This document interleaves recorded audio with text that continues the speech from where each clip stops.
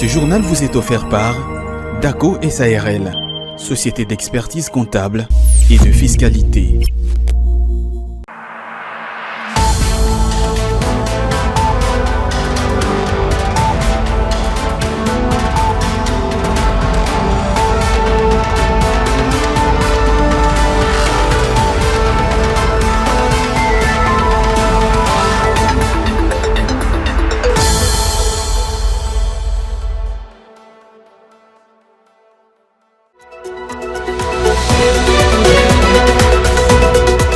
Un tournant majeur s'est opéré en RDC dans le domaine de la gestion publique.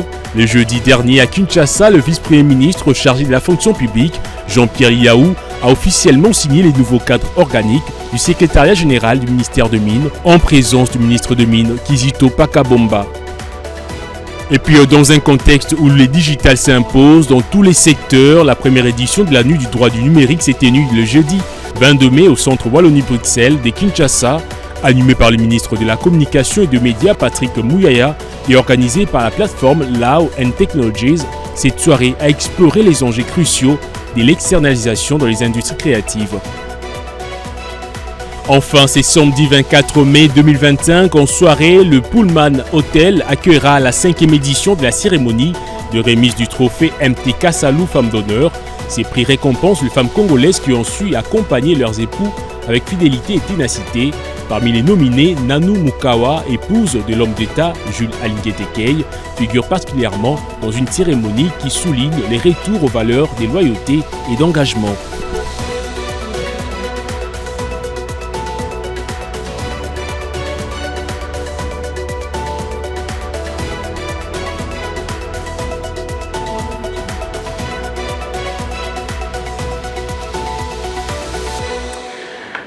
Mesdames, Messieurs, bienvenue dans la grande édition du journal sur Ecofin Télévision. Arrestation arbitraire, amende transactionnelle injustifiée, tracasserie policière et présence des éléments de la police non identifiés. Le vice-premier ministre de l'Intérieur a été appelé à répondre à toutes ses préoccupations lors de la séance plénière du 22 mai dernier. Jacques Chabani a réitéré son engagement à faire de la lutte contre les antivaleurs au sein de la police nationale congolaise, son cheval de bataille. Regardez. À la suite de la question orale avec débat adressé par l'élu national Venance Eyenga, le vice-premier ministre de l'Intérieur Jacques Chabani a été appelé à se présenter à l'hémicycle pour éclairer l'opinion sur le bévue policière, à savoir les arrestations arbitraires, les amendes injustifiées, le tracasserie et la présence des éléments de la police non identifiés. Dans ce contexte de guerre imposée, où la survie de notre peuple est déjà menacée par le force extérieur, il est inconcevable que les pratiques ignobles telles que les arrestations arbitraires, les tracasseries policières et la présence des agents fictifs au sein de notre police viennent s'ajouter à la souffrance de notre peuple. Pour sa défense, Jacques Chabani a rassuré les élus du peuple de son implication dans la sécurisation de la population ainsi que de leurs biens. La formation de 5000 agents spécialisés, notamment de la Légion nationale d'intervention, les équipements modernes des unités de la police nationale dans les 26 provinces en respect des normes et standards internationaux. Pour l'axe redevabilité, le contrôle, les audits, enquêtes et évaluations à travers l'inspection générale de police, l'évaluation et respect des droits de l'homme et de l'intégration du genre, le dialogue permanent entre la police et la population à travers les conseils locaux de sécurité. Malgré ces éclairages, moult autres préoccupations ont été soulevées par les députés, à l'instar de l'intégration des militaires et policiers dans le régime contributif à la SENSAP à hauteur de 3 et 12% au moment où leur solde est exonéré d'impôts. Sur ces 48 heures lui ont été accordées pour répondre à toutes les préoccupations soulevées. Et puis, une étape décisive dans le processus de modernisation de l'administration publique a été franchie en République démocratique du Congo avec la signature officielle jeudi 22 mai à Kinshasa du nouveau cadre de structure organique du secrétariat général du ministère de Mines.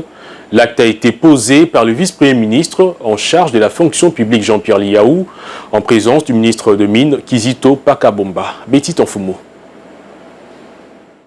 Cette réforme s'inscrit dans la droite ligne des efforts déployés par le gouvernement congolais pour renforcer l'efficacité, la transparence et la redevabilité au sein de l'administration publique, en particulier dans le secteur stratégique comme celui des mines. Selon le ministère de la fonction publique, de la modernisation de l'administration et de l'innovation de services publics, cette réorganisation vise à doter le secrétariat général de mines d'un cadre de fonctionnement structuré, adapté aux enjeux actuels du secteur minier congolais, pilier de l'économie nationale. Les nouveaux cadres organiques prévoient une meilleure répartition de responsabilités, une rationalisation des effectifs et une clarification de rôle à chaque niveau de l'administration. L'objectif est de permettre une gestion plus efficace de ressources humaines, d'améliorer la performance de services de renforcement de mécanismes de suivi et d'évaluation. Avec cette réforme structurelle, les autorités espèrent renforcer la gouvernance institutionnelle dans ces secteurs, améliorer la transparence dans l'octroi de titres miniers et de renforcer les capacités du personnel technique et administratif. À la vue de l'importance du secteur minier dans la structuration du tissu économique de notre pays, l'administration qui est dédiée, se doit d'être structurée et être la plus apte à assurer jusqu'au possible les services jusqu'au dernier kilomètre dans notre pays afin de se rassurer que le contrôle des ressources minières n'échappe pas au pouvoir public. La mise en place de ces cadres au ministère de Mines n'est qu'un maillon dans un vaste chantier de réforme administrative lancé par le gouvernement congolais depuis 2021 sous l'impulsion du président Félix Tshisekedi. Avec les changements qui vont être opérés, cela permettra à notre administration de pouvoir répondre au mieux aux attentes des opérateurs dans le secteur minier avec une éthique, avec une meilleure gouvernance, avec des agents plus qualifiés et des agents qui se mettent réellement au service de nos contribuables et notre population. Le VPM Jean-Pierre Liaou a réaffirmé l'engagement du gouvernement à poursuivre ces réformes, soulignant qu'elles sont indispensables pour bâtir un État efficace, respectueux de règles de bonne gouvernance et capable de répondre aux attentes de la population.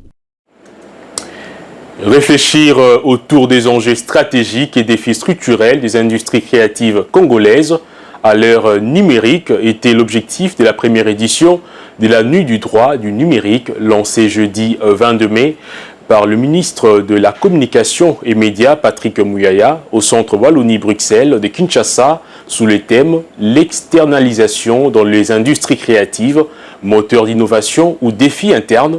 Cet événement organisé par la plateforme Law and Technologies vise à explorer les intersections entre culture, innovation technologique et cadre juridique. Reportage de Jonathan Bakele et Sélé Chamala. C'est ici au centre Wallonie-Bruxelles de Kinshasa que s'est tenue cette première édition de la Nuit du droit du numérique, une initiative inédite en RDC portée par la plateforme Law and Technologies qui vise à explorer les intersections entre culture, innovation technologique et cadre juridique. Cet événement est un moment fort de réflexion, d'inspiration et d'action collective autour des industries créatives congolaises à l'ère du numérique et de l'intelligence artificielle. Présent à cet événement, le ministre de la Communication et Médias Patrick Muyaya a salué cette initiative, soulignant l'urgence pour le pays de se doter d'une stratégie claire face aux bouleversements induits par l'intelligence artificielle. La question de l'intelligence artificielle, plus nous nous réunissons, plus on en parle, plus on le comprend, mieux c'est pour nous. Parce qu'au moins, on sait que c'est quelque chose de très dangereux. Je terminerai en disant ma joie de voir qu'aujourd'hui nous sommes nous-mêmes le porte-étendard des solutions que nous devons trouver et que nous ne voulons pas subir l'évolution technologique, et pas seulement. Et donc, bien au-delà de ce à quoi le pays fait face aujourd'hui, moi j'ai toujours considéré que le grand défi façonnait des grands hommes. Au Congo, nous avons des potentiels, non pas seulement d'avoir des Lumumba que nous avons déjà, mais nous avons des potentiels d'avoir, pourquoi pas, des Elon Musk, des Zuckerberg. Prenant la parole, le président de la plateforme Law and Technologies, Prosper Ntetika, a souligné l'ambition de l'événement et a précisé que cette initiative vise à faire émerger des propositions concrètes autour de questions juridiques et stratégiques que posent les innovations technologiques en Afrique centrale. On ne pouvait pas nous limiter simplement dans une approche juridico-juridique. Parce qu'il ne fait de doute aujourd'hui que la technologie est à l'origine, sinon au centre, de la transformation de notre société. Et en tant qu'acteur social, notre think tank a voulu aujourd'hui mettre la lumière sur un sujet culturel avec ses interactions notamment en matière tant juridique, stratégique et même structurelle. Cette première édition de la Nuit du droit du numérique a réuni plusieurs figures du paysage médiatique et numérique congolais, dont Dédé Moumengi, ancien ministre de la Communication, Marius Munga, DG de Kinshasa TV, Suleiman Kauka, DG de Magen Congo, et Betty Moukania, conceptrice et rédactrice chez Pigma. Au cours de cette même conférence axée sur les enjeux stratégiques et défis structurels des industries créatives congolaises à l'ère du numérique et de l'intelligence artificielle, le délégué général de la délégation Wallonie-Bruxelles, David Tonon, a salué l'initiative qui, pour lui, pourrait devenir un point de départ pour bâtir un véritable écosystème numérique culturel en République démocratique du Congo. On l'écoute. Car le numérique, nous le savons tous ici, ne se réduit pas à des outils.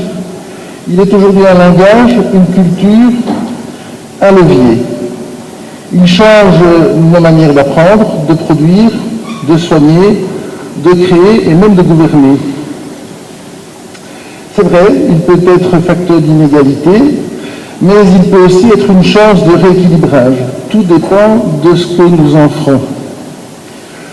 Tenez par exemple en Wallonie à Namur un petit événement agrandi tranquillement depuis une dizaine d'années pour devenir un laboratoire mondial de l'innovation culturelle, le KIC Festival. Aujourd'hui, des dizaines de milliers de personnes se précipitent à Namur pour y participer. Ce n'est pas une vitrine technophile, c'est un écosystème. On y croise l'art, la science, les récits, les territoires. On y crée, on y connecte, on imagine. Et depuis peu, le modèle s'ouvre à l'Afrique avec Afrikic. L'idée n'étant pas de transplanter, mais de co-créer avec vous. D'ailleurs, cette année, dans le cadre du Challenge Intelomoseka, un concours à destination des jeunes Congolaises actifs dans le numérique que nous organisons chaque année, nous avons tenu à envoyer la lauréate au KIC. Ce type de mobilité ciblée, la RDC pourrait en faire une politique. Ce n'est pas coûteux, mais c'est transformateur. Pourquoi ne pas imaginer ensemble un dispositif simple, efficace, pour permettre aux meilleurs talents numériques congolais, artistes, développeurs, penseurs, créateurs, de partir chaque année vers un lieu d'échange, de se préparer, de s'y préparer, de rencontrer des partenaires et puis de revenir équipés, inspirés et connectés. Dans un autre registre, il s'est clôturé le jeudi 22 mai l'atelier de la formation de renforcement des capacités des agents et cadres de l'administration foncière de la ville de Kinshasa sous le chapiteau de l'université de Kinshasa. La cérémonie de clôture a été procédée par le ministre d'État en charge des affaires foncières, Akasia Bandoubola, en présence de plus de 750 employés et responsables des circonscriptions foncières de la ville-province de Kinshasa. Suivez. À son arrivée, la ministre d'État en charge des affaires foncières Akasia Bandoubola a été accueillie par les recteurs de l'université de Kinshasa, le professeur Jean-Marie Kayembe. Après une brève visite du bâtiment de l'UNIKIN, la ministre d'État a eu un échange avec le recteur de l'université de Kinshasa. Ce dernier a profité de l'occasion pour l'informer de la spoliation d'une concession de l'université Angeli Brasserie et cela nécessite son implication pour que l'UNIKIN recouvre ce droit. La ministre d'État, de son côté, a promis d'y s'y pencher, une étape embellie par la signature du livre d'or. Au chapitre de l'UNIKIN, au plus de 750 agents et cadres des circonscriptions foncières de la ville de Kinshasa l'attendaient, Akasia Bandoubola a présenté les pratiques foncières en marge de la loi, soulignant que le gouvernement souminois fixe à son ministère 3 objectifs stratégiques, à savoir l'amélioration de la gouvernance foncière, l'informatisation et la création de bases de données, l'élaboration et la mise à jour de plans cadastraux. Pour elle, le présent atelier rentre dans la réalisation de ces objectifs, particulièrement l'objectif stratégique, amélioration de la gouvernance foncière.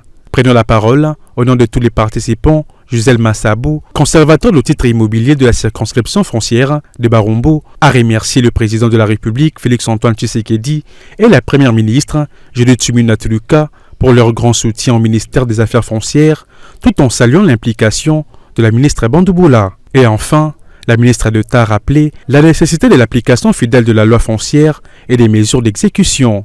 La remise de brevets à tous les participants a clôturé ces travaux, lancés le 29 avril dernier.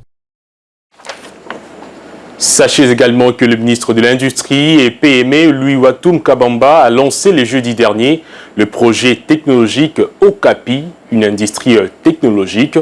Ces projets stratégiques visent à faire rayonner l'expertise congolaise et encourager l'entrepreneuriat technologique. Les détails en images et commentaires.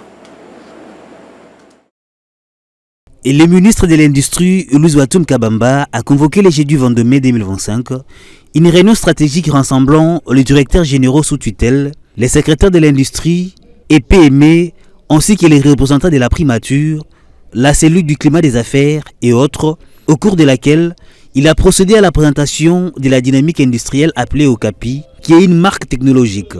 Madame Léa Balemungu, porteuse du projet, explique. Je suis Léa Seloni-Belé.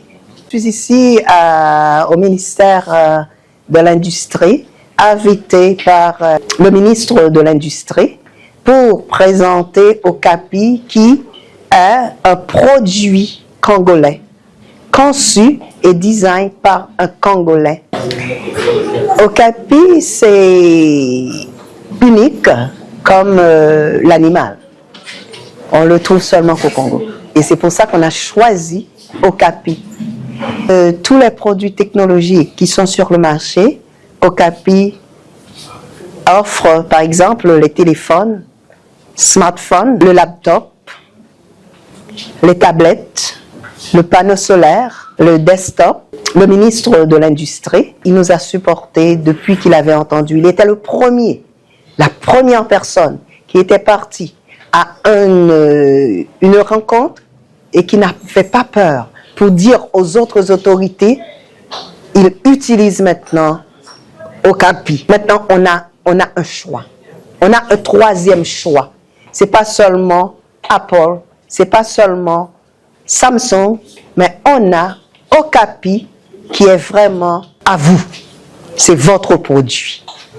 Notons que cette initiative s'inscrit dans le cadre de la matérialisation de la vision du chef de l'État Félix Tshisekedi à faire rayonner l'expertise congolaise et à encourager l'innovation et l'entrepreneuriat technologique. Défis et avancées significatives de la République démocratique du Congo dans le secteur de la santé. C'est autour de cette thématique que le ministre de la Santé publique a pris parole lors du rassemblement en marge de la 78e Assemblée de l'Organisation mondiale de la santé à Genève, en Suisse. Samuel Roger Kamba a évoqué en termes de réformes initiées dans son domaine, entre autres les systèmes contributifs qui permettra d'élever des fonds de santé jusqu'à 1 milliard de dollars américains. Igor Buaka nous en parle. Dans sa prise de parole, le ministre congolais de la Santé publique a de prime abord remercié le partenaire, à savoir le Fonds mondial, la Côte d'Ivoire et l'Afrique du Sud, pour leur contribution cruciale dans le soutien aux initiatives de santé à l'échelle internationale. Avant de dérouler les avancées significatives réalisées dans le domaine de la santé par la République démocratique du Congo. En ligne des mires de ces réformes, la gratuité de la maternité avec une prise en charge de plus de 2 millions de mamans dès la première année du lancement de ces programmes de couverture santé universelle. Nous avons sur la première année décidé que le gouvernement devait absolument payer lui-même les soins de ses mamans et de ses enfants jusqu'à 1 mois de vie. Et la première année, les 15 premiers mois, nous avons pris en charge 2 millions de mamans gratuitement avec leur bébé. Samuel Roger Kamba n'a pas omis de mentionner les systèmes contributifs récemment mis en place et qui permettra d'élever les fonds de santé jusqu'à 1 milliard de dollars américains. Nous venons d'obtenir, il y a à peine un mois, une grande conférence de travailleurs, des employeurs et du gouvernement, sous l'égide de l'Organisation internationale du travail, qui a permis, en fait, finalement, que nous décidions que nous soyons dans un système contributif, que les employeurs contribuent et que les employés contribuent au système.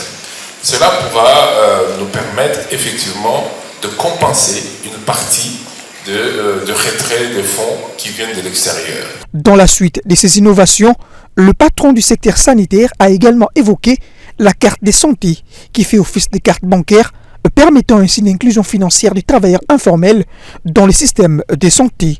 Et question surtout de relier les économies formelles et informelles en vue de faciliter le financement du soins de santé.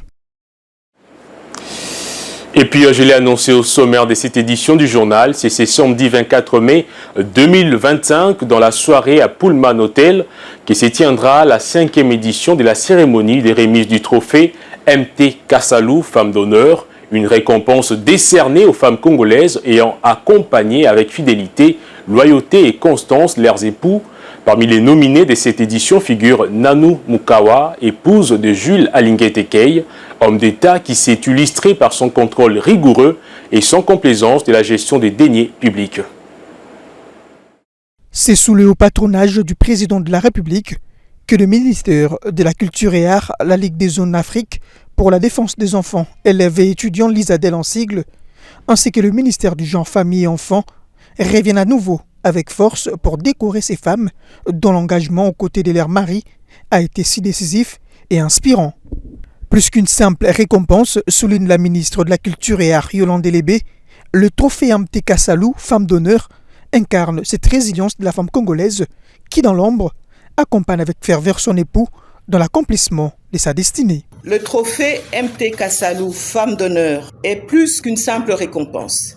Il symbolise la reconnaissance des contributions significatives des femmes résilientes, que j'aime qualifier de femmes baobab, qui dans l'ombre ont accompagné leur époux dans leur destinée. Cette 5e édition de ces trophées met à l'honneur 6 femmes, dont Nanou Mukawa, épouse de Jules Alingué-Tekei, homme d'État dont le passage à la tête de l'Inspection générale des finances a renforcé d'une rigueur sans faille le contrôle des deniers publics.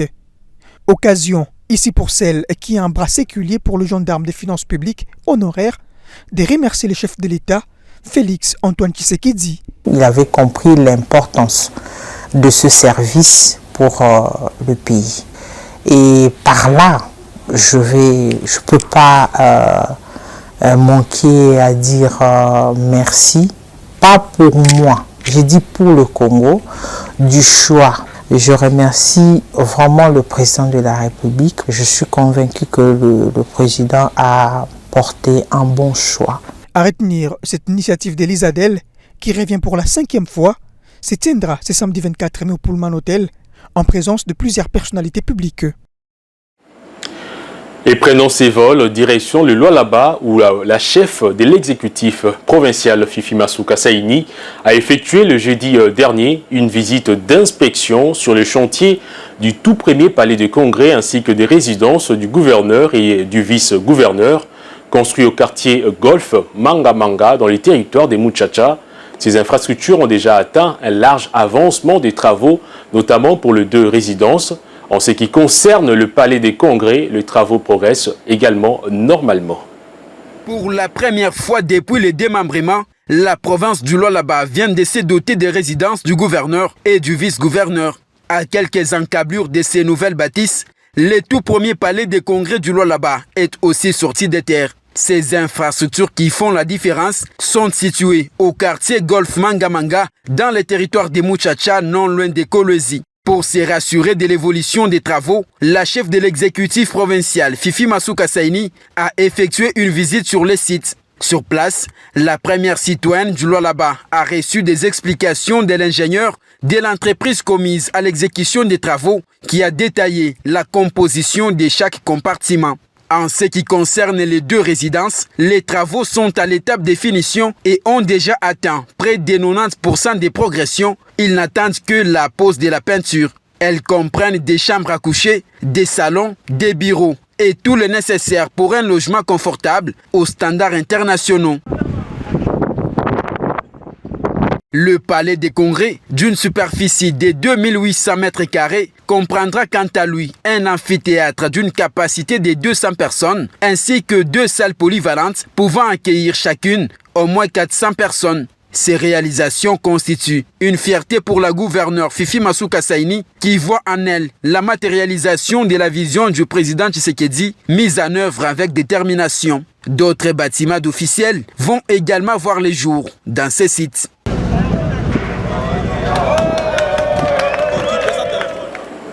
Et pour terminer, en visite à Kolwezi, chef-lieu de la province du Lualaba, le président du conseil d'administration de la ligne maritime congolaise, Lambert Mende Omalanga, a été reçu en audience le jeudi 22 mai par le vice-gouverneur du Lualaba, Clément Mufunji Chinat. À cette occasion, il a exprimé sa gratitude envers le gouvernement provincial dirigé par Marie-Thérèse Masuka Saini pour son soutien dans l'installation de la direction provinciale de l'entreprise, tout en partageant certaines préoccupations concernant son bon fonctionnement et son avenir. Les lignes maritimes congolaises sont une entreprise de premier rang du portefeuille de l'État qui ont bénéficié d'un appui remarquable du gouvernement provincial lors de l'implantation de sa direction provinciale au Lualaba. Son président du conseil d'administration, Lambert Mende Omalanga, est venu témoigner sa gratitude quant à ceux aux autorités provinciales. C'est ce qui justifie l'audience lui accordée ce jeudi 22 mai par le vice-gouverneur du Lualaba, Chinat Karl Mufundi Clément, dans son cabinet de travail de l'hôtel du gouvernement. Nous avons ouvert il y a peu de temps une direction provinciale de plein exercice de lignes maritimes congolaises, à la tête de laquelle nous avons positionné des jeunes éléments très actifs qui rendent des services inestimables à notre entreprise du portefeuille de l'État. La première raison, c'est de dire merci au gouvernement provincial du Lualaba qui a accordé toutes les facilités et l'appui institutionnel nécessaires dont la direction provinciale nouvellement installée des lignes maritimes congolaises a eu besoin, et ce qui a permis de se mettre les pieds à l'étrier. Lambert Mende Omalanga a également soumis au numéro 2 de l'exécutif provincial les préoccupations liées au fonctionnement et à l'avenir de son entreprise.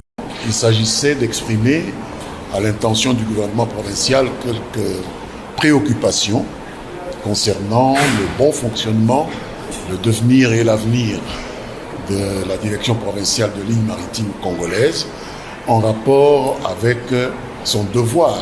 La présence des lignes maritimes congolaises au Lualaba, une province essentiellement minière, se justifie par la mise en application d'une disposition légale consistant à collecter les droits de trafic maritime dus à tous les exportateurs et importateurs du commerce extérieur empruntant la voie maritime en République démocratique du Congo. Mesdames et messieurs, place à présent à la revue de presse signée Betty Tanfumbok.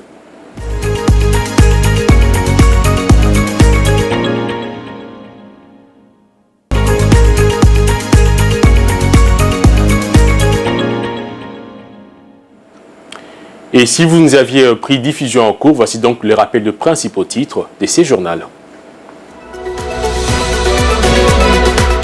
Un tournant majeur s'est opéré en RDC dans le domaine de la gestion publique. Le jeudi dernier à Kinshasa, le vice-premier ministre chargé de la fonction publique, Jean-Pierre Yaou, a officiellement signé les nouveaux cadres organiques du secrétariat général du ministère de Mines en présence du ministre de Mines, Kizito Pakabomba. Et puis dans un contexte où le digital s'impose dans tous les secteurs, la première édition de la Nuit du droit du numérique s'est tenue le jeudi 22 mai au centre Wallonie-Bruxelles de Kinshasa, animée par le ministre de la Communication et des Médias Patrick Mouyaya et organisée par la plateforme Lao & Technologies. Cette soirée a exploré les enjeux cruciaux de l'externalisation dans les industries créatives.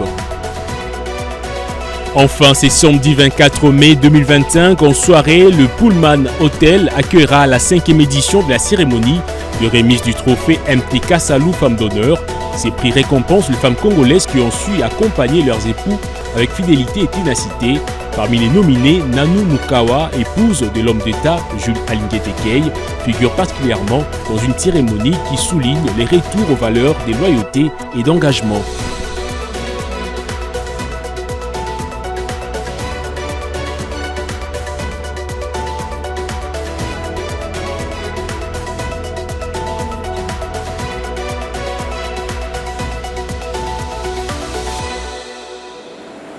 C'est la fin de cette édition du journal. Merci à vous de l'avoir suivi. Retrouvez Fulgence Milaï demain à 20h pour une grande édition du JT de l'économie et des finances.